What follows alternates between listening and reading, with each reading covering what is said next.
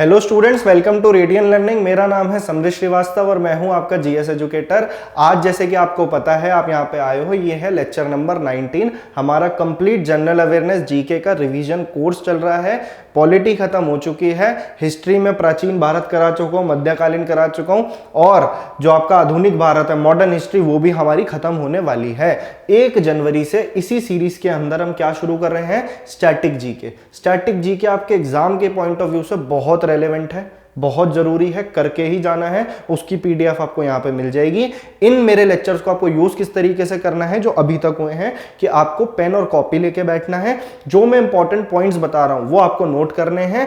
मैं एमसीक्यूज और थ्योरी का मिश्रण करके प्रॉपर मिक्सचर के साथ मैं आपको प्रॉपर इंफॉर्मेशन देता हूं, जो आपके एग्जाम में बार बार क्वेश्चन रिपीट होते हैं। लेक्चर अच्छा लगता है, पहले मेरा टीचिंग मेथड देखो, अच्छा लगता है इसको लाइक करो, ज्यादा से ज्यादा शेयर करो। सब्सक्राइबर्स अभी कम है, मेहनत लग रही है ज्यादा, आपको बढ़ाना है सब्सक्राइबर ग्रोथ, ये आपके हाथ में है। मैं सीधा अपने टॉपिक पे आता हूं। मॉडर्न हिस्ट्री की कल एक क्लास हो चुकी है, उसके अंदर जो भी ब्रिटिशर आए, आपके यूरोपियन कंट्री में फ्रेंच आए, डच आए, डैनिश आए, इन सबको मैं कंप्लीट करा चुका हूं। मराठा अंपायर के बारे में बता दिया था। अब उसके आगे की कहानी आज हम देखेंगे, तो देखते जाओ और कॉपी पेन लेके तैयार रहो। Battle of Plassey and Buxar establish the British rule over the dash. Plassey और बक्सर की लड़ाई ने डैश पर अंग्रेजी शासन की स्थापना करी।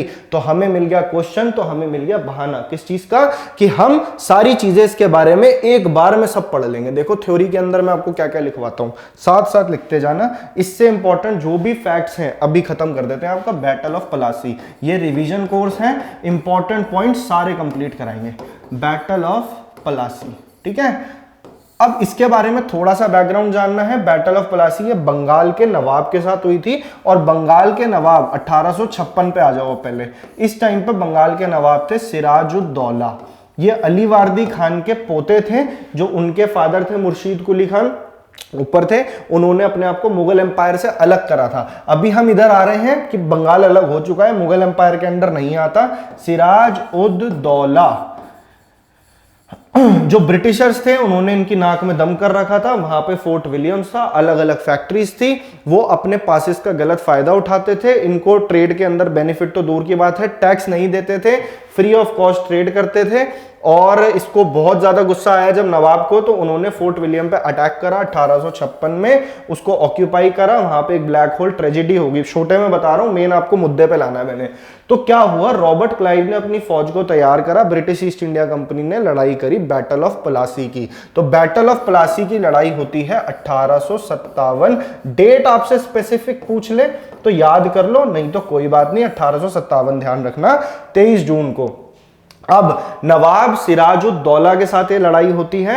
नवाब सिराजुद्दौला के यहाँ पे बहुत सारे गद्दार थे। अब उन गद्दारों को इन्होंने बरगलाया, किन्होंने? ब्रिटिशर्स ने। तो उन गद्दारों के नाम आपको ध्यान रखना है, किस किसने धोखा दिया था इसको। तो ये 5 नाम है, जितना सबसे इंपॉर्टेंट वाले भी बता दूंगा। इसमें से क्या हुआ, इनके यहाँ पे एक मीर बख्शी नाम की पोस्ट होती थी, उस पर एक बंदा बैठा था जिसका नाम है मीर जाफर। अब मीर जाफर को अंग्रेजों ने बोला कि भाई तू हमारा साथ दे अपने नवाब के खिलाफ, और उसके बाद में हम तुझे नवाब बना देंगे मीर जाफर को। ये आ गया लालच में। मीर जाफर के साथ और कौन थे? एक थे मानिक चंद। मानिक चंद उस वक्त वहां के ऑफिसर इंचार्ज थे बंगाल के। तो आप सोच सकते हो कितनी पावरफुल पोस्टें थी उस टाइम की। एक थे अमी चंद। अमी चंद एक तगड़े सेठ हुआ करते थे, अमृतसर के बहुत रिच मर्चेंट थे। एक थे जगत सेठ। जगत सेठ जो थे वो बिगेस्ट बैंकर थे उस वक्त बंगाल के। तो ये बैंकर थे, तो फाइनेंशियली भी इसको तोड़ दिया था पूरी तरह से सिराजुद्दौला को। ये सब फाइनेंशियली भी इन्होंने हाथ पीछे खींच लिए। और एक थे खदीम खान।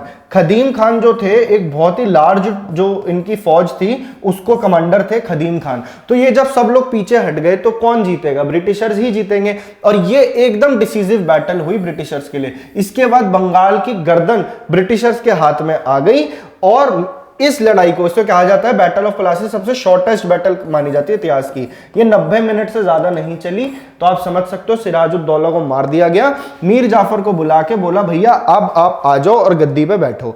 मीर जाफर आता है लालच में। अब इसको अपने पापों का देखो किस तरीके से इसने भुगतान करा। मीर जाफर जैसे ही बैठा गद्दी पे, अंग्रेजों ने इससे बहुत सारे गिफ्ट्स की डिमांड रखनी शुरू कर दी और इसने काफी हद तक दिए भी। इतना पैसा दे दिया, इतना पैसा दे दिया कि ये खुद दिवालिया हो गया। मीर जाफर को जैसे ही लगा कि अब मैं नहीं दूंगा, तो अंग्रेजों ने क्या करा, इसका सन इन लॉ था, मीर जाफर का सन इन लॉ, जो इसका दामाद था उसका नाम था मीर कासिम।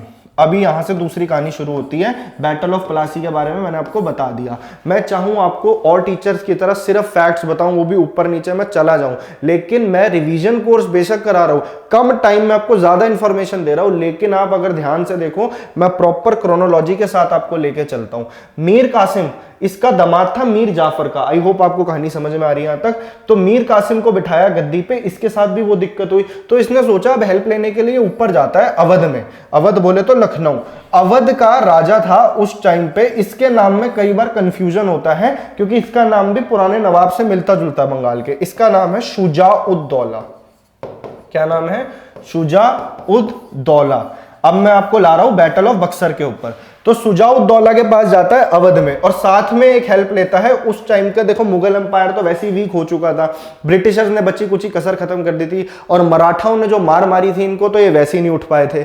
तो उस टाइम पे जो आपके क्या बोलते हैं मुगल एम्पायर थे, उनका नाम था शाह आलम II, शाह आलम II। ठीक है, तो अब इन तीनों ने बनाई टीम। इन्होंने कहा कि हम मिलके ना ब्रिटिशर्स पे अटैक करेंगे। इन्होंने जीना आराम कर रखा हमारा, तो ये जाते हैं सीधा 1764 में। आ जाओ अब 1764 में बक्सर में इनकी लड़ाई होती है और उस लड़ाई का नाम है battle of Buxar. Battle of Buxar, ठीक है, बक्सर का युद्ध होता है। और उस तरफ से ब्रिटिश ईस्ट इंडिया कंपनी से इसको लीड कौन करता है, तो वो है जनरल, जो कैप्टन थे, कैप्टन मुनरो थे, वो कैप्टन मुनरो थे। ठीक है, अब वो उधर से लीड कर रहे हैं, यहां पे ये तीनों एक साथ आते हैं और तीनों बहुत बुरी तरीके से हारते हैं बैटल ऑफ बक्सर में। तो ये डिसीसिव बैटल हो जाती है, बंगाल के ऊपर पूरी पावर ब्रिटिशर की आ जाती है। आपसे सवाल बनते हैं ये सारे, आपसे पूछता है ट्रीटी ऑफ इलाहाबाद कौन सी बैटल के बाद साइन हुई थी? 1765 में ब्रिटिशर्स इनके साथ ट्रीटी ऑफ इलाहाबाद साइन करते हैं। ट्रीटी ऑफ इलाहाबाद के अंदर क्या बोला जाता है, वो क्या करते हैं, उस टाइम के जो मुगल एम्परर थे शाह आलम II को, उनको कहते हैं आप 26 लाख रुपए साल के लो और आप चले जाओ अपना पेंशन पे। ठीक है, यानी कि आप साइड हो जाओ, अब हमारा है, जितना भी आपका एरिया वो अब हमारा है, सब हमारा है। और बंगाल के नवाब को बिठा तो देते हैं, लेकिन वहां पे शुरू कर देते हैं डुअल गवर्नमेंट। अब डुअल गवर्नमेंट क्या है क्या नहीं है, ये सारी बातें मैंने आपको डिटेल में, मैंने एक मॉडर्न हिस्ट्री का पूरा मैराथन बना के डाल रखा है। 2 घंटे का मात्र वो मैराथन है। मेरी वीडियोस में जब आप जाओगे, रीड एंड लर्निंग पे क्लिक करना, वीडियोस पे जाना, सर्च कर लेना मॉडर्न हिस्ट्री का मैराथन, आपको मेरा मिल जाएगा। सारी बातें एक्सप्लेन करी है। इस कोर्स को फॉलो करना है, पहले लेक्चर से जुड़ जाना अगर पॉलिटी करनी है। मिडीवल हिस्ट्री करनी है तो 15, 16 और 17 लेक्चर है। 18, 19 अभी मॉडर्न हिस्ट्री वाला चल रहा है, नीचे प्लेलिस्ट मिल जाएगी, एशियंट हिस्ट्री नाम के साथ सारे लेक्चर्स हैं आपके पास। ठीक है, जो ना सब्जेक्ट पढ़ना है पढ़ सकते हो, पूरा कोर्स फॉलो करना है तो वो ज्यादा बेटर रहेगा आपके लिए, रिवीजन हो जाएगी कंप्लीट। डुअल गवर्नमेंट चालू करते हैं बंगाल में, कहते हैं कि भैया जो भी जिम्मेदारी वाले काम है वो तो ले ले नवाब, जो भी पैसा खाने वाले काम है जहां पे कि रेवेन्यू कलेक्शन होगा वो ले लेते हैं हम। इसके बाद करप्शन इतना ज्यादा बढ़ गया ब्रिटिश ईस्ट इंडिया कंपनी में कि इन्होंने खूब लूटा इसको, बंगाल को। और फाइनली 1772 में वॉरेन हेस्टिंग्स नाम का एक गवर्नर आता है, जिसे गवर्नर जनरल की उपाधि भी मिलती है। उसने जाकर के ये डुअल गवर्नमेंट सिस्टम एंड किया था। तो ये थी सारी कहानी, आपका निचोड़ मैंने बता दिया कि कहां से भी सवाल बनेगा आपका नहीं जाएगा। बैटल ऑफ प्लासी बता दिया, बैटल ऑफ बक्सर बता दिया, टर्निंग पॉइंट था ये हमारी हिस्ट्री का। और इसके बाद ही ब्रिटिशर्स इतने ज्यादा पावरफुल हो गए कि कहने की हद नहीं। Battle of Plassey and Buxar establish the British rule over the, कहां पे, प्लासी और बक्सर की लड़ाई ने डैश पर अंग्रेजी शासन की स्थापना करी, तो बंगाल पे करी। कहां करी? बंगाल पे। Right answer will be Bengal. Next question. अब इसी से रिलेटेड मैं आपको 25-30 क्वेश्चन ला सकता था, आपका टाइम वेस्ट होता, चीजें प्रॉपर तरीके से समझ में नहीं आती। ये उन बच्चों के लिए कोर्स भी बहुत फायदा करेगा जिनको कुछ भी नहीं आता, वो अपना खाली बेस बनाना चाहते हैं, और टाइम कम से कम टाइम आपका यहाँ पे लगेगा। ठीक है। अब मैं इससे भी कम लगा के आपको झूठ बोल के बोलूं कि नहीं यार हम तो बहुत डिटेल में जा रहे हैं, नहीं, ये एक तरह का आपको फ्री कोर्स मिल रहा है। एस लेवल का कोर्स आपको पेड ही मिलता है, तो अगर आपको मिल रहा है इसका फायदा उठाओ, ज्यादा से ज्यादा बच्चों ने जुड़ना है। और आप नीचे कमेंट करके बताया करो कैसा लग रहा है आपको lecture. Battle of Plassey was fought on dash, Plassey युद्ध डैश में लड़ा गया। अभी मैंने आपको बताया 23 जून डेट तो आपको पता है, और 1757, ये ढूंढो, सी हो जाएगा आपका answer. 23 June 1757 Sirajuddaulah versus Robert Clive. Next question, shortest battle, Murshid Quli Khan declared himself, अब वो हो गया। अब आ रहे हैं हम दूसरे पार्ट पे। Murshid Quli Khan declared himself as nawab of Bengal and shifted his capital from Dhaka to dash. Murshid Quli Khan ने खुद को बंगाल का नवाब घोषित कर दिया और अपनी राजधानी ढाका से हटाकर डैश कर दी। अब आपको एक बात समझनी है, इसके लिए मैं आपको बता दूं, देखो 1707 में औरंगजेब चला जाता है, औरंगजेब की मौत हो जाती है, उसके बाद सारे वीक रूलर्स बैठते हैं, मुगल एम्पायर पूरी तरीके से ब्रेक होने लगता है, बहादुर शाह आ जाता है, फारूक शेर आता है, मोहम्मद शाह रंगीला टाइप के राजा आते हैं। तो उस टाइम पे जो इनके अंडर गवर्नर काम करते थे वो अलग अलग स्टेट रखते थे अपने पास, उन्होंने धीरे धीरे मुगल एम्पायर से टूटना शुरू कर दिया। तो उसमें से एक थे मुर्शीद कुली खान। ये किसको लेके टूट गए, ये मतलब किसको लेके अलग हो गए, ये बंगाल को लेके अलग हो गए। फारूक शेर से इन्होंने करा एग्रीमेंट और कहा कि चल भाई, गवर्नरशिप रहते उनके अंडर थे लेकिन उन्होंने कहा अब हम अपनी सेपरेट स्टेट बनाएंगे, बंगाल लेके मुर्शीद कुली खान हो गए साइड, ठीक है। ऐसे ही अवध को लेकर के साइड कौन हुए इनसे, मुगल एम्पायर से अलग हो गए सादत खान। इसी तरीके से तो वीक हुआ मुगल एम्पायर, पूरा का पूरा वीक राजा थे सेंटर में, औरंगजेब के बाद कोई आया ही नहीं। अवध हो गया, बंगाल हो गया। अब इसके बाद में एक और राज्य था जिसका हम बोलते हैं हैदराबाद, हैदराबाद भी अलग हो गया। और इनके थे निजाम उल मुल्क, इसलिए इनकी जो गद्दी पे बैठते हैं उनका नाम निजाम दिया जाता था, निजाम उल मुल्क चिन कलीज खान आप इनको बोल सकते हो। तो ये तीन थे राजा, तीन गवर्नर थे जिन्होंने अपना राज्य अलग बना लिया। तो जैसे ही अलग बनाया तो मुर्शीद कुली खान ने बंगाल की जो पहले कैपिटल ढाका होती थी उसका नाम बदल के उसको अलग करके कहां ले गया, वो मुर्शीदाबाद। तो अपने नाम पे रखा उस जगह का नाम मुर्शीदाबाद। ये बात आपको बिल्कुल ध्यान रखनी है, ठीक है। तो ये बहुत डिटेल में चीज़ें जब पढ़ाता हूँ मैं तो बहुत अच्छे से बताता हूँ, लेकिन अभी टाइम कम है, हमने करनी है रिवीजन। अच्छा, इससे बाहर जाने के चांस बहुत रेयर है आपके वनडे एग्जाम में, स्पेशली ग्रुप डी के अंदर। और एनटीपीसी में ज़्यादातर क्वेश्चन ईजी आते हैं लेकिन कुछ क्वेश्चन बहुत टिपिकल आते हैं। तो टिपिकल टॉपिक्स भी आपके छूटेंगे नहीं, मिडीवियल, मॉडर्न हिस्ट्री और आपका जो एंशिएंट हिस्ट्री है वहाँ पे भी जो टॉपिक्स जैसे आर्किटेक्चर से रिलेटेड है, लिटरेचर से रिलेटेड है, वो भी मैंने आपको कराए हैं। तो क्वेश्चन बाहर जाने के चांसेस बहुत कम है। Hyder Ali signed the treaty of Madras with britishers in which they both agreed to help each other against their common enemy dash.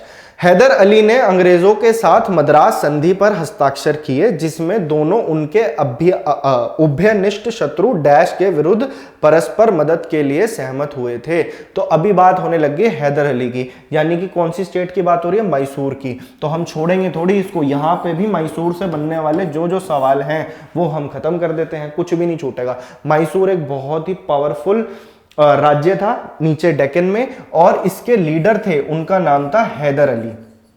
Hyder Ali और इनके आगे बेटे जो हुए जिनका नाम था टीपू सुल्तान। अब ये जो दो लीडर्स थे बहुत ही दूरदर्शी टाइप के लीडर थे, ये काफी लिबरल सोच के थे और नई टेक्निक पे विश्वास रखते थे, इसलिए काफी सक्सेसफुल भी थे। हैदर अली और टीपू सुल्तान, अभी आपके एग्जाम पॉइंट ऑफ व्यू से इनके साथ जो अंग्रेजों की लड़ाई हुई है वो इंपॉर्टेंट है, तो आपको ध्यान रखनी है। First Anglo Mysore war, second, total पहला तो सवाल बनेगा कितनी एंग्लो मैसूर वॉर हुई, तो आपका जवाब होगा 4 हुई, ठीक है। उसके बाद में उसके बारे में जो थोड़ी बहुत डिटेलिंग है वो मैं आपको बता रहा हूं। फर्स्ट एंग्लो मैसूर वॉर होती है 1766 से लेके 69 के बीच में, 1766 से 1769, तो ये टाइम पीरियड आप रखेंगे ध्यान। इस वक्त हैदर अली लीड कर रहे होते हैं मैसूर को, ब्रिटिशर्स के खिलाफ लड़ाई होती है, हैदर अली जीत जाते हैं और आपसे सवाल बनता है कि ट्रीटी ऑफ मैंगलोर कौन सी लड़ाई में साइन हुई थी, या ट्रीटी ऑफ मद्रास कब साइन हुई थी। तो पहली एंग्लो मैसूर वॉर के अंदर साइन हुई थी ट्रीटी ऑफ मद्रास, जैसा कि इसमें लिखा है ट्रीटी ऑफ मद्रास। तो अंग्रेजों ने देखा कि यार अब तो ये तो हम पे भारी पड़ गए, तो इनसे बोला कि चलो हमारा जो कॉमन एनिमी ना मराठा की, इनसे भी दुश्मनी थी, तो मराठों के खिलाफ हम साथ होकर लड़ेंगे। तो ये हुआ ट्रीटी ऑफ मद्रास में। ठीक है, तो ये लड़ाई साइन होती है, इसके ट्रीटी साइन होती है इसमें। सेकेंड एंग्लो मैसूर वॉर, भले ही आप ईयर थोड़ा बहुत आइडिया रखना, प्रॉपर याद मत करना आपके एग्जाम के हिसाब से, लेकिन ये ट्रीटी बड़ी इंपॉर्टेंट होती है जो संधि हुई थी। सेकेंड एंग्लो मैसूर वॉर होती है आपकी 1780 से 84 के बीच में, और एक इंसिडेंट होता है 82 के अंदर हैदर अली की मौत हो जाती है। उसके बाद टीपू सुल्तान गद्दी पे बैठते हैं और बहुत ही तगड़े तरीके से लीड करते हैं। 84 की लड़ाई खत्म होती है 1784 में, और यहां पे साइन होती है ट्रीटी ऑफ मैंगलोर। ये नाम पेपर में एज इट इज आ जाते हैं। और फिर बच्चे कहते हैं यार मुश्किल सवाल पूछ लिया। मुश्किल तो होगा ही जब आप क्रोनोलॉजी में नहीं पढ़ोगे, या तो आप डीप पढ़ो उसका टाइम नहीं है। तो अभी मैं सिर्फ वही बता रहा हूं जो पेपर में आएगा, आपको बहुत काम आने वाला है ये। थर्ड एंग्लो मैसूर वॉर होती है 1790 से लेके 92 के बीच में, और सबसे ज्यादा बार रिपीटेड क्वेश्चन आपसे इससे आया है। इससे क्या क्वेश्चन बनता है कि कौन सी ट्रीटी साइन हुई थी, तो ये हुई थी treaty of Srirangapatnam. Srirangapatnam, spelling ऊपर नीचे हो सकते हैं लेकिन इंफॉर्मेशन गलत नहीं मिलेगी आपको। अगर आपको ये लेक्चर समझ में आ रहा है तो इसको लाइक करो, और अगर सब्सक्राइबर्स बढ़ते हैं तो आप बताओ मेरे को कमेंट करके कि आप लाइव सेशंस चाहते हो या नहीं चाहते हो। थोड़ा सा बहुत चैनल चलेगा, हम लोग मेहनत कर रहे हैं, तो आप भी तो अपनी तरफ से थोड़ी सी वो चीज दिखाओ ना। ट्रीटी ऑफ श्रीरंगपट्टनम बहुत बार पेपर में पूछी जाती है, इसलिए मैंने लिखवाई है थर्ड एंग्लो मैसूर वॉर। बेशक कुछ याद करो ना करो, ये जरूर कर जाना। श्रीरंगपट्टनम में टीपू सुल्तान ने एक ट्री ऑफ लिबर्टी लगवाया था फ्रेंच रेवोल्यूशन को सपोर्ट करने के लिए। तो सोचो, इनको बाहर के बारे में भी पता था कि इंडिया से बाहर क्या चल रहा है। ये जो फोर्थ एंग्लो मैसूर वॉर होती है 1799 के अंदर, इसके अंदर मौत हो जाती है टीपू सुल्तान की, और ब्रिटिशर्स जो हैं पूरी, ये इसमें एंड हो जाता है टीपू सुल्तान का। तो सवाल ये भी बनता है कि टीपू सुल्तान की मौत कौन सी एंग्लो मैसूर वॉर में हुई थी, तो फोर्थ एंग्लो मैसूर वॉर में हुई थी, और ब्रिटिशर्स ने इसके बाद पूरा मैसूर अपने अंडर ले लिया था। इस तरीके से एक एक जगह जीतते जीतते जीतते, और कहीं पे कुछ सब्सिडरी अलायंस लगा दिया, कभी डॉक्ट्रिन ऑफ लेप्स लगा दी। तो ऐसे करते करते 1849 तक वो ऐसा टाइम था जब ब्रिटिशर्स के पास पूरा का पूरा इंडियन एम्पायर आ चुका था। तो ये थी कहानी आपकी मैसूर की। इस क्वेश्चन का आंसर आपको मिल गया होगा, सारी डिटेल मैंने आपको बता दी है। नेक्स्ट क्वेश्चन पे आ रहे हैं हम। Third Anglo Mysore war was ended by which treaty. तो अभी मैंने आपको बताया कि थर्ड एंग्लो मैसूर वॉर के बारे में जरूर पूछेगा। ईयर भी मैं आपको बता चुका हूं, दैट इज 1790 से 92, और ये हुई थी ट्रीटी ऑफ श्रीरंगपट्टनम। निम्नलिखित में से किस संधि के परिणाम स्वरूप तृतीय एंग्लो मैसूर युद्ध समाप्त हो गया था? श्रीरंगपट्टनम की संधि। मेरे लिए बहुत आसान है कि मैं इंग्लिश में ही लाऊं, आपको पढ़ाऊं। मैं अपने लेवल से भी कोशिश कर रहा हूं हिंदी वाले बच्चे भी थोड़ा सा बात को समझे, और मैं हिंदी में ही पढ़ा रहा हूं। कोई ऐसी आपको मैं एडवांस भाषा नहीं बोल रहा कि आपको नहीं समझ में आएगी, लेकिन ये इंफॉर्मेशन ऐसी काम की है कि आपको कहीं पे भी एक प्लेटफॉर्म पे मिलना मुश्किल है। British had divided the territories in India into province Bengal, Bombay and Madras were called as। अंग्रेजों ने भारत में क्षेत्रों को प्रांतों में विभाजित किया, बंगाल, बॉम्बे और मद्रास, जिन्हें डैश कहा जाता था। तो इनको क्या बोला जाता था? ब्रिटिशर एम्पायर ने शुरू में अपनी ये प्रेसिडेंसीज बनाई थी, बंगाल और आपकी बॉम्बे और मद्रास। मैं आपको शायद लास्ट लेक्चर में बता चुका हूं, ये प्रेसिडेंसी बोला जाता था इनको। तो आपसे पूछ ले तो आप बता देना कि भैया प्रेसिडेंसी है, हमें सब आता है। अच्छा, ये बड़ा इंपॉर्टेंट क्वेश्चन दिख रहा है। In 1853 AD the first rail route was open for the journey from dash to dash. ज्यादातर बच्चों को पता होगा, लेकिन अभी जो मैं बताऊंगा वो इंपॉर्टेंट है। सन 1853 में डैश तक यातायात के लिए पहला रेल मार्ग खोला गया था। कम्युनिकेशन, रोड, इंफ्रास्ट्रक्चर इस टाइम पे बड़ा ग्लोरी पे, मतलब कुछ ना कुछ काम तो हुआ था उसमें, और वो हुआ था लॉर्ड डलहौजी के टाइम पे। तो हम इस क्वेश्चन की मदद से क्या करेंगे, हम ढूंढते हैं बहाना कि हम सब कुछ रिवाइज कर ले। तो लॉर्ड डलहौजी को एक बार देख लेते हैं, यहां से जो भी सवाल आएगा वो खत्म हो जाएगा आपका यहीं। लॉर्ड डलहौजी इंडिया के गवर्नर जनरल थे। अच्छा, गवर्नर जनरल से याद आया, अगर आपसे पेपर में पूछे फर्स्ट गवर्नर जनरल कौन थे, तो आपका जवाब होगा वॉरेन हेस्टिंग्स। अगर आपका सवाल आया first governor general of India कौन थे, ये पूरी प्रॉपर उपाधि विलियम बेंटिक को मिली थी। तब तक गवर्नर जनरल ऑफ बंगाल था, फिर गवर्नर जनरल ऑफ इंडिया हुआ। Dalhousie governor general of India थे। किस ईयर के अंदर थे ये? इनका जो टाइम पीरियड है वो है 1848 से लेके 1856 के बीच में। इसके बीच में इनसे किए हुए जो भी इंपॉर्टेंट सवाल है वो मैं आपको बता देता देता हूं।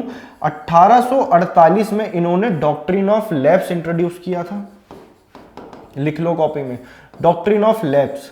डॉक्ट्रिन ऑफ लैप्स के बारे में मैं आपको डिटेल में अपने मॉडर्न हिस्ट्री के लेक्चर में बता चुका हूं, जो मैंने कंप्लीट करा है। छोटे में बताऊं तो ये था कि जिस भी ये अंग्रेजों ने कहा कि जो छोटे मोटे राज्य रह गए हैं वहां पे अगर आगे गद्दी पे राजा मर गया है और आगे उसका नेचुरल औलाद नहीं है, हायर नहीं है, अगर वो गोद लिया हुआ है तो उसको हम पावर ना दे करके वो एरिया हम अपने अंडर ले लेंगे। इस पॉलिसी के तहत इन्होंने जैतापुर, संबलपुर, उदयपुर, नागपुर, झांसी, अवध ये सारी जगहें अपने अंडर ले ली थी डलहौजी ने। तो इसके बाद ही ये भी एक कारण बना कि आगे जाके आपका रिवॉल्ट ऑफ 1857 हुआ। 1849 में पंजाब भी अंडर आ गया था। मेन बात यह है कि इन्होंने क्या शुरू करी थी, 1853 में इन्होंने रेल ट्रांसपोर्ट शुरू कर दिया था, ट्रेन शुरू कर दी थी। और पहली ट्रेन कहां से कहां तक भागी थी, बॉम्बे से लेके थाने तक। कहां से, बॉम्बे से लेके थाने तक। और उसके साथ में इन्होंने पहली टेलीग्राफ लाइन भी अभी बिछाई थी, टेलीग्राफ लाइन। और ये कहां से कहां तक थी, तो ये थी कलकत्ता से लेकर के आपका आगरा तक। ठीक है। दूसरी इंपॉर्टेंट चीज आपको क्या ध्यान रखनी है, एक आपको ध्यान रखनी है एक बात और, कि इन्होंने PWD डिपार्टमेंट बनवाया था, पब्लिक वर्क्स डिपार्टमेंट। उसके साथ साथ इन्होंने GT रोड की कंस्ट्रक्शन दोबारा करवाई थी। GT रोड बनाई किसने थी, ग्रैंड ट्रंक रोड, जिससे GT रोड बनवाई थी आपकी फरीद खान ने, बोले तो शेरशाह सूरी ने। ठीक है। और ये हो गया आपका, PWD बना दिया, GT रोड आ गई। 1854 में एक वुड्स डिस्पैच नाम की पॉलिसी आई थी, वुड्स डिस्पैच। अभी ये इंपॉर्टेंट है पेपर में, वुड्स डिस्पैच कई बार पूछा जाता है। चार्ल्स वुड लेकर के आए थे, टाइम पीरियड इसका था आपका डलहौजी का। ये एजुकेशन से रिलेटेड रिफॉर्म्स थे, तो ये पेपर में कई बार पूछा जाता है कि ये किससे रिलेटेड थे, तो ये एजुकेशन से रिलेटेड रिफॉर्म लेके आया था चार्ल्स वुड, जिसे वुड्स डिस्पैच बोलते हैं। ये प्राइमरी एजुकेशन से सीनियर एजुकेशन तक आपके लिए रिफॉर्म्स लाया था, Wood's dispatch theory, Charles Wood, 1854। ये बात आपको ध्यान रखनी है। और क्या रह गया है बातें याद रखने वाली, एक बात आपको और दिमाग में रखनी है, 1856 में डलहौजी के टाइम पे ही इसने विडो रीमैरेज एक्ट लाया था। क्या लाया था, विडो रीमैरेज, स्पेलिंग यार, रीमैरेज एक्ट, हाँ तो कोई बात नहीं, विडो रीमैरेज एक्ट। और ये डलहौजी के टाइम पे पास हुआ था। दूसरी चीज कि इसके पीछे एफर्ट्स कौन से सोशल रिफॉर्मर के थे, तो वो थे ईश्वर चंद्र विद्यासागर। ये बात भी आप ध्यान रख सकते हो, ईश्वर रख क्या सकते हो, रखना है, पेपर में आता है क्वेश्चन, विद्यासागर, ईश्वर चंद्र विद्यासागर। और सती सिस्टम किसने बैन कराया था, राजा राम मोहन रॉय ने। ठीक है, वो विलियम बेंटिक के थ्रू। तो ये सारी कहानी थी डलहौजी की। मैंने एक बार में एक क्वेश्चन के थ्रू ही आपको सब कुछ बता दिया, तो हमने अपना टाइम बचा लिया कि मैं इसके लिए आपको और इतने सारे क्वेश्चंस बताता। In 1853 AD the first rail route was open for the journey from Bombay to Thane. सन 1853 में डैश तक यातायात के लिए पहला रेल मार्ग खोला गया था, बॉम्बे से थाने तक। नेक्स्ट क्वेश्चन पे आ रहे हैं अब हम। Dash was introduced in Bengal, Bihar and Odisha by Lord Cornwallis. ठीक है, डैश को बंगाल, बिहार और ओडिशा में लॉर्ड कॉर्नवालिस द्वारा शुरू किया गया था। लॉर्ड कॉर्नवालिस गवर्नर जनरल थे, और इनका टाइम पीरियड देख लेते हैं। अभी लॉर्ड कॉर्नवालिस से भी इंपॉर्टेंट जो भी सवाल बनता है ना, अभी खत्म करो इसको करके। देखो, लॉर्ड कॉर्नवालिस का टाइम पीरियड रहेगा आपका 1786 से 93 के बीच में। ठीक है, इनको बोला जाता है फादर ऑफ सिविल सर्विसेज। जो एडमिनिस्ट्रेटिव सर्विसेज है हमारी, सिविल सर्विसेज पहली बार इन्होंने शुरू करी थी कि क्लर्क्स से हम वो काम नहीं करवा सकते प्रॉपर एडमिनिस्ट्रेशन का, इसका प्रॉपर एग्जाम होना चाहिए। ठीक है, और ऐसे पहले कौन से इंडियन थे जिन्होंने सिविल सर्विसेज का एग्जाम क्लियर करा था, सत्येंद्रनाथ टैगोर, रविंद्रनाथ टैगोर जी के भाई। और इसका पेपर जो था ये बाहर लंदन में हुआ करता था। बहरहाल आपको ये बात समझनी है, इन्हें बोला जाता है father of civil services. Civil services इन्होंने शुरू करी थी, पहली चीज। दूसरी चीज, ये 93 के अंदर, मैं छोटा लिख दिया, 1793 के अंदर ये परमानेंट सेटलमेंट सिस्टम लेके आए थे, जिसकी बात इस क्वेश्चन में हो रही है। परमानेंट सेटलमेंट,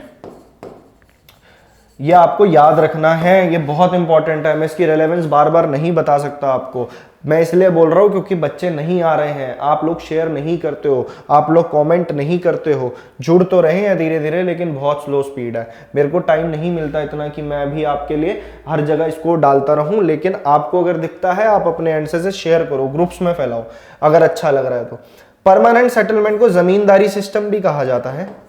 जमींदारी सिस्टम एक लैंड रेवेन्यू कलेक्शन सिस्टम था जिसने हमारे देश का नाश मारा था, और जमींदारी सिस्टम इसने शुरू करा था 1793 में। किस किस जगह पे शुरू करा था? तो आपके सामने है बंगाल, बिहार, ओडिशा और वाराणसी, ये 4 जगहें थी।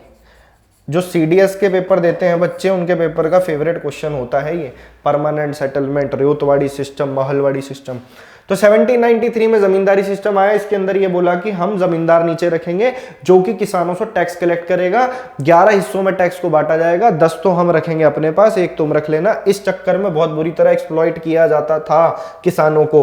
तो 1793 में ये लेके आए थे, लॉर्ड कॉर्नवालिस भी बता दिया। अगर वो आपसे पेपर में पूछ ले भैया रेतवाड़ी सिस्टम कब आया था, तो रेतवाड़ी सिस्टम आया था आपका मुनरो के थ्रू, और ये आया था आपका 1820 के अंदर। इसके बाद महलवाड़ी सिस्टम आया था। रेतवाड़ी के लिए आप ईयर याद रख सकते हो 1820। परमानेंट सेटलमेंट में आपको बता चुका हूं, तो कॉर्नवालिस परमानेंट सेटलमेंट लेके आया था। इसे बोला जाता है हिंदी में स्थायी बंदोबस्त या फिर जमींदारी सिस्टम। नेक्स्ट पे आ रहे हैं अब हम। अच्छा, नेक्स्ट क्वेश्चन ही आ गया। रेतवाड़ी व्यवस्था डैश वर्ष में शुरू की गई थी, 1820 में शुरू की गई थी। तो ये मैं आपको बता चुका हूं। बहुत सारी इंफॉर्मेशन मिलेगी आपको आजकल के लेक्चर्स में। मॉडर्न हिस्ट्री में इतना कुछ है बताने के लिए, और उसमें से इंपॉर्टेंट निकाल के लाना अपने आप में एक बहुत बड़ा टास्क है, और वो भी लाइन वाइज। तो मैं जानता हूँ जो बच्चे इसको सीरियसली फॉलो कर रहे हैं उनको फायदा होगा, उनके नोट्स भी अच्छे खासे बनेंगे, और आपको लॉन्ग टर्म में, आप अभी नए हो तैयारी में, आपको लॉन्ग टर्म तैयारी में बहुत फायदा देने वाली चीजें। आपको खुद एहसास होगा नहीं यार हमारा जनरल अवेयरनेस वाकई में स्ट्रांग हुआ है। Who had advocated for the introduction of Western education and English language in India? Bharat में पश्चिमी शिक्षा एवं अंग्रेजी भाषा शुरू करने के लिए वकालत किसने की थी? अगर आपको पीछे से कंस्ट्रक्शन की आवाज आ रही है तो थोड़ा सा इसको इग्नोर करना, हेडफोन तो लगा के देखोगे ही ना। हाँ, तो अभी एजुकेशन की बात हो रही है यहाँ पे, तो एजुकेशन से रिलेटेड क्या क्या रिफॉर्म्स आए थे वो देख लो।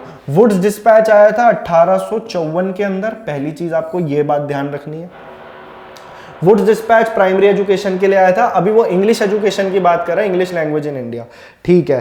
तो एक बंदे थे जिनका नाम था TB Macaulay. TB Macaulay first, आपको उनको बोल सकते हो, जब वो इंडिया में आए थे तो फर्स्ट लॉ मेंबर थे।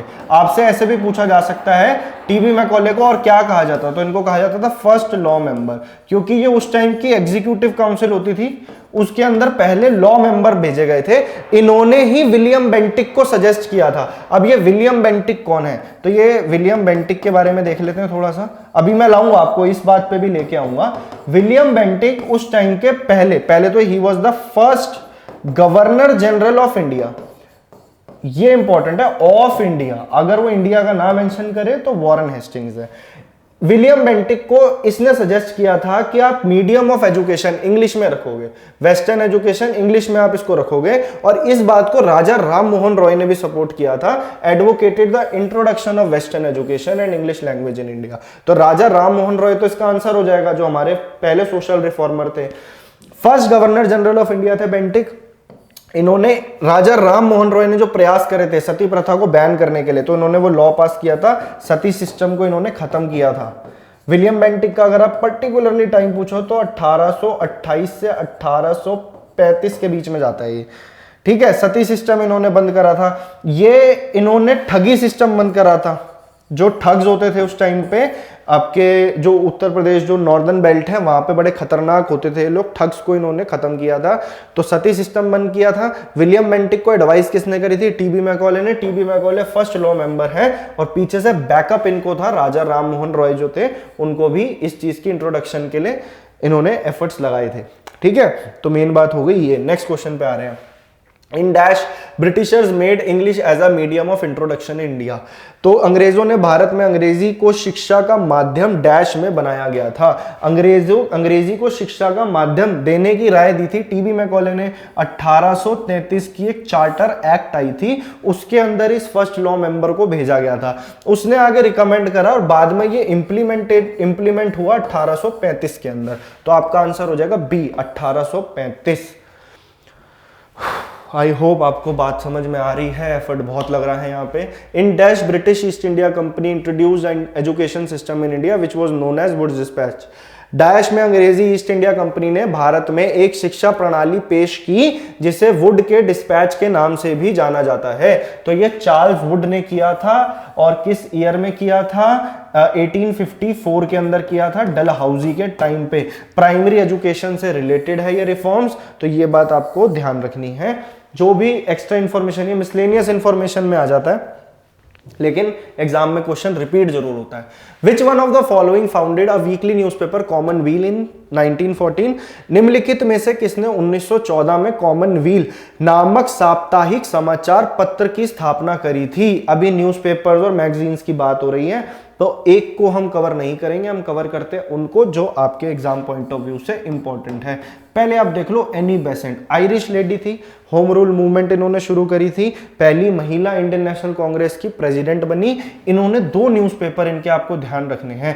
पहला तो आपको ध्यान रखना है जी न्यू इंडिया, न्यू इंडिया 2 ही बता रहा हूं, और दूसरा कॉमनवील। कॉमनवील शायद क्वेश्चन यही है, कॉमनवील किसने शुरू किया था? तो that was Annie Besant. Next आपको बाल गंगाधर तिलक जी के 2 न्यूज़पेपर ध्यान रखने हैं। एक था महाराटा, ये सारी बातें मैंने अपने उस लेक्चर में दे रखी हैं आपको, महाराटा और केसरी। अगर और टिपिकल जाएगा ना क्वेश्चन में, तो वो पूछेगा कि भैया जो महाराटा था ये लिखा जाता था इंग्लिश में, ये इंग्लिश का अखबार था, नाम महाराटा है लेकिन लिखा इंग्लिश में जाता था। केसरी जो था ये मराठी अखबार था, मराठी। बाल गंगाधर तिलक बहुत इंपॉर्टेंट फिगर थे, इनके बारे में भी आगे मौका मिलेगा तो मैं आपको बताऊंगा, और ऑब्वियसली मॉडर्न हिस्ट्री में आगे जाएंगे। एक और आप लिख लो, महात्मा गांधी से रिलेटेड आपको 4 अखबार याद रखने हैं। कौन कौन से हैं वो? ये सब पेपर में जब आप दोगे ना आपको खुद पता लगेगा कि यार ये सवाल तो हमने कर रखे हैं सारे। तो एक तो आप लिख लो यंग इंडिया, यंग इंडिया। एक आप लिखो इंडियन ओपिनियन, इंडियन ओपिनियन। एक आप लिखो नवजीवन, नवजीवन। और एक लिखो आप हरिजन।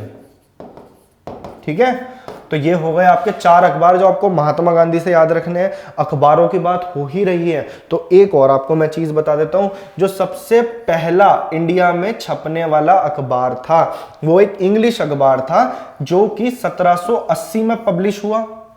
उस अखबार का नाम क्या था? पेपर का फेवरेट क्वेश्चन है ये आपके, कोई भी कॉम्पिटिटिव एग्जाम हो। Bengal gazette, Bengal gazette. I hope spelling मैंने शायद ठीक लिखी है। और इसके एडिटर थे जो लिखते थे, उनका नाम था जेम्स ए हिकी। ये नाम भी इंपॉर्टेंट है, ये भी आपको ध्यान रखना है। इसके एडिटर थे जेम्स ए हिकी। ईयर याद रखना है आपको, इंग्लिश अखबार दिमाग में रखना है। और जब बात हो रही है इंग्लिश अखबार की तो आपको यह भी पता होना चाहिए कि सबसे पहला हिंदी अखबार कौन सा था। 1826 में यह पब्लिश हुआ था, इसका नाम था उदंत मार्तंड, उदंत मार्तंड। जुगल किशोर शुक्ला, कलकत्ता में शुरू हुआ था एक बार, जुगल किशोर शुक्ला ने शुरुआत करी थी। आंसर हो गया एनी बेसेंट। ठीक है, तो अखबार से बनने वाले जो भी सवाल थे जो बार बार रिपीट होते हैं, जो भी, तो मतलब हिस्ट्री का तो कोई अंत नहीं है, लेकिन हमने एग्जाम को टारगेट करना है, वही पैटर्न को हमने ऑब्जर्व करना है जो रिपीट होता है। In 1778 the Britishers establish the first printing press in. वर्ष 1778 में अंग्रेजों ने डैश में पहली प्रिंटिंग प्रेस की स्थापना करी थी, कलकत्ता में करी थी। यहीं से जेम्स ए हिकी ने अखबार रिलीज करा था 1780 में, the Bengal gazette. Who had founded Marathi newspaper Kesari? देखा वही सवाल आ रहे हैं, बाल गंगाधर तिलक, बाल गंगाधर तिलक, केसरी प्लस महाराठा, समझे? Discovery of India Jawaharlal Nehru, बाल गंगाधर तिलक बता दिया, महात्मा गांधी के 4 अखबार, नवजीवन, हरिजन, आपका हो गया इंडियन ओपिनियन और यंग इंडिया, राजा राम मोहन रॉय, आत्मीय सभा 1815, अभी मौका मिलेगा तो बताऊंगा आपको मैं। नेक्स्ट पे आ जाते हैं। First Hindi newspaper was published on 30th May 1826। This day is celebrated as Hindi journalism day. What was the name of this newspaper? पहला हिंदी अखबार 30 मई 1826 को शुरू किया गया था। यह दिन हिंदी पत्रकारिता दिवस के रूप में भी मनाया जाता है। इस अखबार का नाम क्या है? तो आपको क्वेश्चन के अंदर ही एक आंसर और मिल गया। 30th मई को आपका क्या बनाया जाता है? Hindi journalism day. तो इसके बारे में बता चुका हूं। पहला अखबार उदंत मार्तंड, और इसका ईयर आपको दे रखा है बंगाल गैजेट 1780। ठीक है, तो ये बात आपको ध्यान रखनी है। नेक्स्ट क्वेश्चन पे बढ़ रहे हैं अब हम। Sir Charles Wilkins is famous for which of the following translation? Sir Charles Wilkins निम्नलिखित में से किस अनुवाद के लिए प्रसिद्ध थे? एक बहुत ही मतलब कि ऐसे बंदे थे, वॉरेन हेस्टिंग्स के टाइम पे थे, इन्होंने भगवत गीता को इंग्लिश में बदला था। भगवत गीता को इंग्लिश में, अगर आपसे पूछ ले भगवत गीता या उपनिषद को पर्शियन में किसने बदला था, तो वो था औरंगजेब का भाई दारा शिकोह। ये मैं आपको मिडिवल हिस्ट्री में बता चुका हूं। आपका हिस्ट्री पॉलिटी अगर आपने इतना यहां तक देख लिया ना, आपको खुद अंदर से फील आएगी कि नहीं यार हम मजबूत हैं इस सब्जेक्ट के अंदर, और जो भी मैं पढ़ाऊंगा उसके अंदर आपको खुद फील होगा कि हाँ हमारी जनरल अवेयरनेस एक नेक्स्ट लेवल पे जा रही है। हमें 1 रुपया नहीं देना पड़ रहा, बस थोड़ी सी मेहनत क्या लग रही है कि जो सर लिखवा रहे हैं उसके साथ हमें चलना पड़ रहा है, बस that's all. During Indian freedom struggle who had publish newspaper? Young India. Young India भी मैं आपको बता चुका हूं। महात्मा गांधी, सी महात्मा गांधी। वो पूछ रहा है यंग इंडिया अखबार। भारतीय स्वतंत्रता के दौरान समाचार पत्र यंग इंडिया को किसके द्वारा प्रकाशित किया गया था? तो वो थे महात्मा गांधी। क्वेश्चंस हो गए खत्म। आज की क्लास होती है आपकी एंड, और मैंने आपको कितना करा दिया है? लेक्चर आ चुके हैं 19 और व्यूज हैं बड़े कम। तो ये है समस्या, ये आपको सॉल्व करनी है। मुझे नहीं पता कैसे होता है। अगर आपने यहाँ तक लेक्चर लिया है तो ये आपकी रिस्पॉन्सिबिलिटी है कि यहाँ पे जो मेहनत लग रही है वो, अगर आप पेड वे में आप नहीं दे रहे हो, फ्री तो जा ही रहा है हमारा सब कुछ, लेकिन आपने इसको सपोर्ट करना है। चैनल को ज़्यादा से ज़्यादा सब्सक्राइब करो, बेल आइकन दबाओ, तभी नई इन्फॉर्मेशन के बारे में आपको पता लगेगा। कंस्ट्रक्शन बहुत ज़बरदस्त तरीके से चल रही है। आपसे मिलते हैं हम नेक्स्ट क्लास में लेक्चर नंबर 20 में। तो thank you so much. Modern history आपका खत्म होने वाला है। Keep learning, all the best.